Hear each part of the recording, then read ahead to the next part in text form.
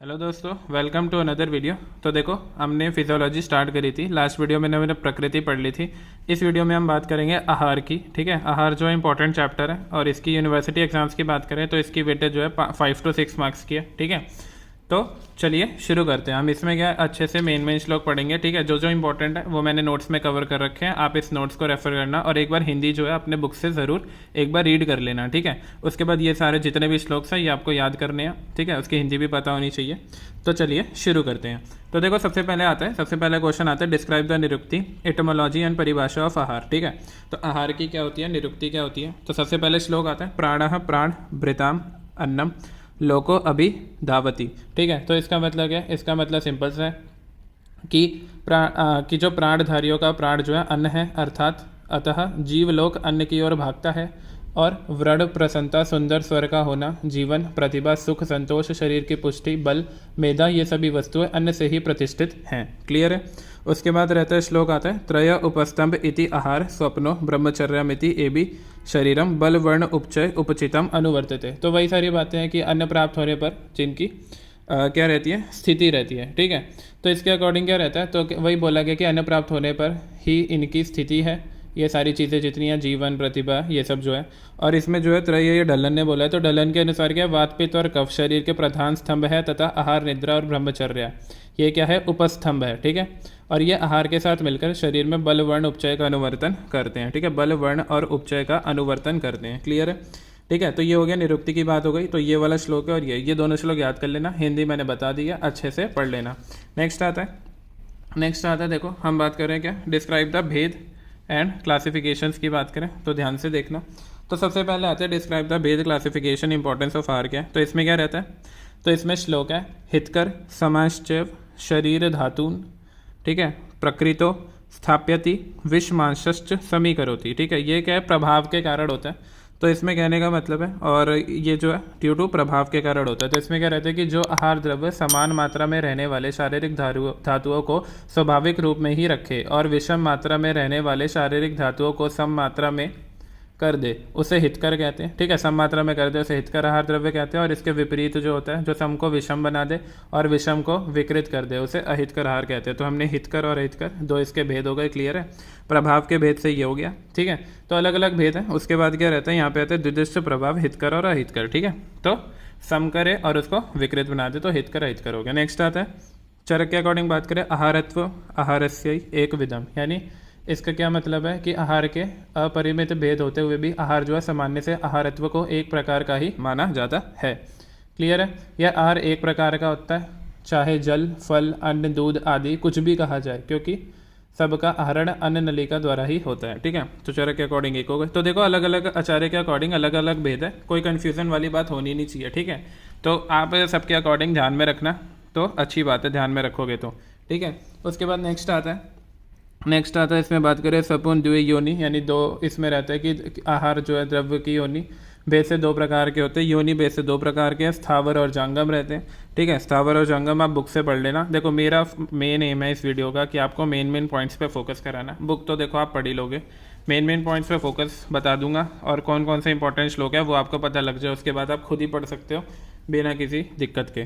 ठीक है, तो ये हो गया। तो योनि भेद से दो हो गया, स्थावर जांगम। दूसरा रहता है चतुर्विध उपयोग। ठीक है, तो उपयोग भेद से क्या रहता है, चतुर्विध, यानी चार रहते हैं। इसमें क्या क्या रहता है, चार प्रकार के हैं, पान, अशन, भक्ष्य और लेहा। क्या है, पान, अशन, भक्ष्य, लेहा, उपयोगात। ठीक है, उपयोग के भेद से ये हो गए, चतुर्विध हो गए। फिर आता है सर्वद्रव्यम पंच भौतिकम, यानी सभी द्रव्य पंच महाभूतों से निर्मित है और जिस द्रव्य में जिस महाभूत की अधिकता होती है उसी के अकॉर्डिंग वो रहता है। तो इसमें क्या हो गया, पांच हो गए, पांच भौतिक है, पार्थिव द्रव्य, आप्य द्रव्य, तेजस, वायव, आकाशीय द्रव्य रहता है। क्लियर है। और फिर अब रस की बात करें तो छः हो गए, हमें पता है, मधुर, अम्ल, लवण, कटु, तिक्त, कषाय, और उसका हमें पंच महाभूत का भी डिस्ट्रीब्यूशन पता है। वीर्य की बात करें तो उसमें 8 टाइप के हो जाते हैं। ठीक है, किसकी बात करें, वीर्य।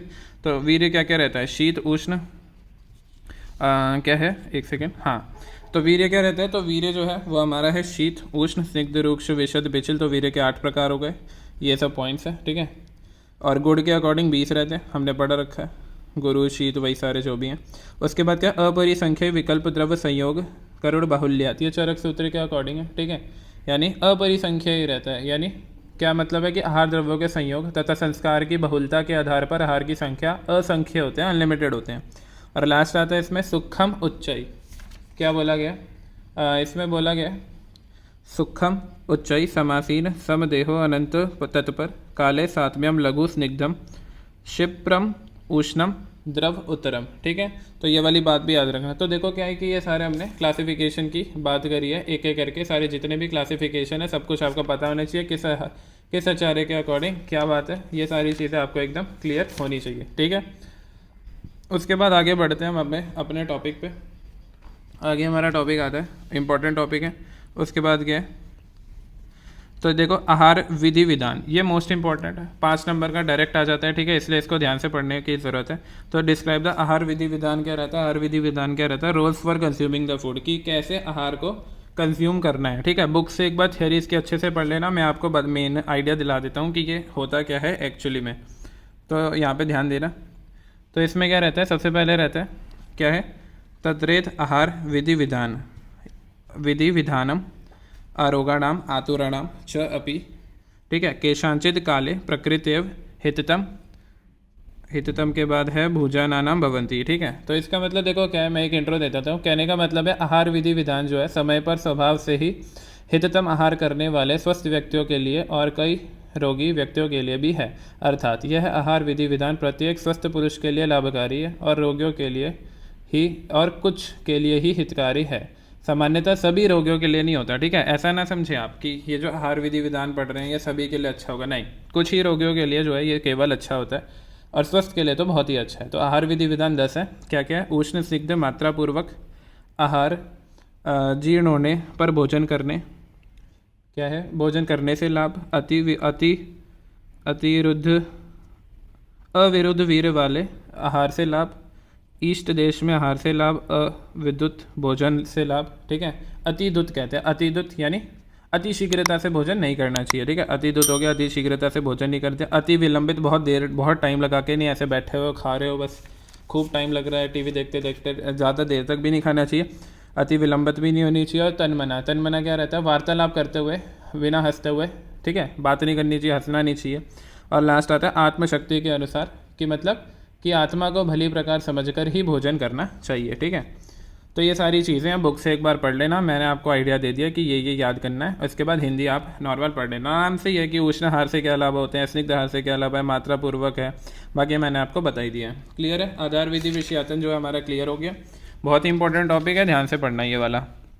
नेक्स्ट आता है, उसके बाद नेक्स्ट हम बात करें, इसमें क्या रहता है, डिफाइन एंड एनलिस्ट द आहार परिणामकर भाव। देखो आहार परिणामकर भाव भी बहुत इंपॉर्टेंट है। ठीक है, ये बहुत बार पूछा जाता है, हमारे पेपर में भी आया था। Factor responsible for proper digestion, की कौन कौन से फैक्टर है जिनसे सही से जो हमारे आहार का पाचन होता है, और importance of each of this factor in the process of digestion. Clear है? तो देखो आहार परिणामकर का थोड़ा सा मैं इंट्रो दे दूँ, क्या होता है। तो आहार के द्वारा शीर्ण धातुओं की पूर्ति होती है, मतलब सिंपल सी बात है ना, हमारे भूख लगती है, हम आहार लेते हैं, तो हमारे अंदर जो धातुएं क्षीण हो गए हैं अपना कार्य करते हुए, उनकी पूर्ति होती है। किंतु आहार हम जिस रूप में लेते हैं वह उसी रूप में शरीर की क्षीण धातुओं की पूर्ति नहीं करता। ठीक है, जिस फॉर्म में लिया उसी में नहीं करता, अपितु नानाविध शरीर घटकों के रूप में परिणित होकर उसकी पूर्ति व पुष्टि करता है, और उसी आहार को शरीर के उपयुक्त बनाने वाले भावों को आहार परिणामकर भाव कहते हैं। ठीक है, तो ये सारे भाव क्या है, उसे इस फॉर्म में बनाते हैं जो हम यूटिलाइज कर सकते हैं। तो यहाँ पे श्लोक इंपॉर्टेंट है, जो लिखा है मैंने ये तो याद होना ही चाहिए आपको, इसमें कोई ऑप्शन नहीं है। आहार परिणामकर अस्तित्व में भावा भवंती तत्राद्य ऊष्मा वायु क्लेद स्नेह काल संयोग। तो क्या क्या है, ऊष्मा वायु क्लेद स्नेह काल संयोग। ऊष्मा क्या रहता है, ऊष्मा पचती, कहने का मतलब है ऊष्मा क्या करता है, ऊष्मा का कार्य है द्रव्यों का पाचन करना। क्लियर है? वायु का करता है वायु अपकर्षति, वायु का कार्य शरीर के सभी चेष्टाओं का नियंत्रण करना है। क्लेद क्या रहता है, क्लेद शथिल्यम उपाद्यति, यानी यह कफज स्त्राव है और इसका कार्य आहार द्रव्यों को शिथिल करना है और इसे गीला करना है, जिससे ये सम्यक रूप से पाचन हो सके। क्लियर है? देखो मैं आपको एक आउटलाइन दे रहा हूँ, बुक तो आपको ज़रूर एक बार रीड ही करनी है। ठीक है, एक मोटा मोटा आपको आइडिया लग जाना चाहिए ताकि हमेशा याद रहे। नेक्स्ट आता है स्नेह की बात करें, तो स्नेह क्या रहता है, स्नेहो मार्दवम जन्यति। इसका मतलब है कि स्नेह द्रव्य जो क्या करता है, अन्न को मृदु बनाते हैं और उसे पाचन आसान करते हैं और अग्नि को प्रदीप्त करते हैं। ठीक है, ये सारे पॉइंट्स हो गए। उसके बाद रहता है काल की बात करें, पर्याप्तम अभिनिवर्त्यति। ठीक है, तो इसका मतलब क्या है कि अर्थात काल या समय जो है पर्याप्त रूप में मिलना चाहिए। ठीक है, सम्यक पाचन होता है। यह काल अर्थात पचने का समय जिसका निर्धारण पुनः भूख लगने से करते हैं। उसके बाद रहता है संयोग, संयोग वेशाम परिणाम धातु साम्यकरः संपद्यते। कहने का मतलब सिंपल है, आहार के सम मात्रा में लेने से ही पाचन उपरांत सम धातु की उत्पत्ति होती है, जिससे व्यक्ति स्वस्थ रहता है। अतः संयोग का वर्णन जो है यहाँ पे किया गया है। क्लियर है? तो हमने आहार परिणाम का भाव पढ़ लिया, बहुत ही इंपॉर्टेंट टॉपिक है ये, ठीक है। उसके बाद आता है हमारे पास, देखो उसके बाद रहता है हमारे पास क्या, डिस्क्राइब एंड एनलिस्ट, ठीक है। आहार थोड़ा इंपॉर्टेंट चैप्टर है, मेन वो टॉपिक है। उसके बाद करें अष्ट आहार विधि विषयातन, ये भी बहुत इंपॉर्टेंट है। तो यहाँ पे क्या रहता है कि एनलिस्ट करना है। अष्ट आहार विधि विषयातन क्या रहता है, जिसमें ये प्रकृति वगैरह आता है, ठीक है। अष्ट आहार विधि विषयातन का मैं एक बार इंट्रो दे दूँ, आप श्लोक देख लेना, यहाँ पे लिखा हुआ, ठीक है। तो श्लोक इसको आप याद कर लेना। तो मैं एक आइडिया दे देता हूँ होता क्या है। तो देखो आचार्य चरक के अनुसार क्या है, आहार का उचित मात्रा एवं उचित तरीके से सेवन करने से ही दोष धातु मल की क्षतिपूर्ति एवं इन्हें सम रखने में मदद मिलती है, ठीक है। और इस हेतु आचार्य चरक ने आहार ग्रहण करने से पूर्व कुछ नियमों का विचार करके आहार लेने को कहा है। इस प्रकार चरक ने 8 प्रकार के आहार सेवन विधि के विशेष उपक्रम बताए हैं। तो ये उपक्रम जो है स्वस्थ व्यक्ति और रोगी व्यक्ति दोनों के लिए होते हैं, चाहे व्यक्ति स्वस्थ हो चाहे रोगी हो, दोनों के लिए लाभकारी है। तो वही है, इसमें रहता है तत्र तत्र खलवपि चेष्टा आहार विधि विषयातनानि भवन्ति तत्राद्य विर्वय्य। प्रकृति रहता है, क्या क्या रहता है, प्रकृति करण संयोग राशि देश काल उपयोग संस्था और उपयोगिता। एक एक करके सारा बुक में से रीड कर लेना, बहुत ही सिंपल है, एक बार रीड करोगे क्लियर हो जाएगा। तो प्रकृति क्या होती है, नेचुरल क्वालिटीज़ जो भी हो गई, ठीक है, कि गुरु है कि क्या है। करण हो गया, प्रिपरेशन हो गया, ठीक है। नेक्स्ट आता है करण मतलब प्रिपरेशन से होती है। उसके बाद संयोग मतलब कॉम्बिनेशन, राशि मतलब क्वांटिटी रहती है, इसमें 2 रहता है, सर्वग्रह परिग्रह, ठीक है। देश में क्या रहता है, हैबिटेट, काल में रहता है टाइम, उपयोग संस्था में जो रूल्स ऑफ यूज़ है, ठीक है, कि कैसे भोजन करने का क्या नियम है, कि ये नियम है, ये हो गया। और लास्ट आता है उपयोगिता, उपयोगिता हो गया यूज़र जो उसे यूज़ करता है। क्लियर है? तो ये वाली बात हो गई, ठीक है। तो इसी के साथ ये चैप्टर ख़त्म होता है। मेन टॉपिक कौन से हैं, एक तो अष्ट वाला विधि विषयातन हो गया, उसके बाद ये वाली इंपॉर्टेंट बात हो गई कि कितने टाइप के आहार रहते हैं, ठीक है। और मतलब ये आहार विधि विषयातन हो गया, परिणाम कर भाव है, ठीक है। आई होप आपको वीडियो जो है अच्छी लगी होगी, तो अच्छे से पढ़ना है। मिलते हैं अगली वीडियो में, तब तक के लिए बेस्ट ऑफ लक, पढ़ते रहिए।